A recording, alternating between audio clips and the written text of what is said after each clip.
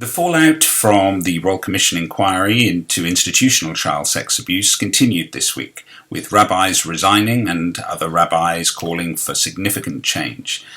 The film director, Danny Ben Moshe's comments, which followed the Royal Commission, were of great interest. He produced an extraordinary documentary, Code of Silence, which aired on the ABC in 2014. The participants courageously risked ostracism for their involvement with the filmmakers, whose commitment to truth-telling shines through. If I can't come forward, can't go public about this issue, there is no way anyone else will. So as a victim, I needed to stand up. I just needed to.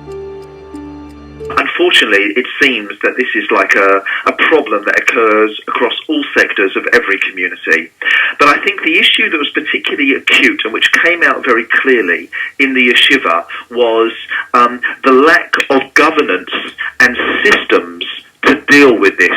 It was unclear. There was almost like a kind of collective amnesia in testimony given from the yeshiva. No one could quite remember what happened where. No minutes or notes were taken from important meetings. No one was quite sure who had responsibility for what. And I think that was something that is probably more acute to the Chabad community than it is to other sections of the community. And credit this week to Rabbi James Kennard and Rabbi Ian Goodhart, both of whom have called for the immediate reform of the Organisation of Rabbis of Australasia and Victoria's Rabbinical Council.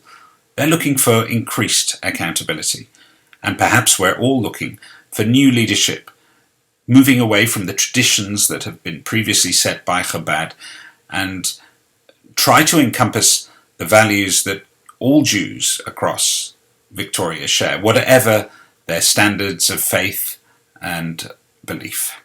There has been a deafening silence by probably the majority of the wider Jewish community in terms of organisations and leadership outside of Chabad, other rabbis, other pulpits, other roof body organisations on this issue. And I think what they have hopefully now woken up to is that on the street, as you see in social media and as you literally hear in the streets, this has caused an earthquake and people just won't accept it anymore. It has brought, unfortunately, it seems to have brought shame on the Jewish community, it's brought shame on Orthodox community, it's brought shame on the rabbinate. In a statement by Manny Wax, he says, every rabbi and every leader of peak Jewish bodies should publicly acknowledge what happened and apologise for their silence about intimidation shown towards myself, my family and other victims.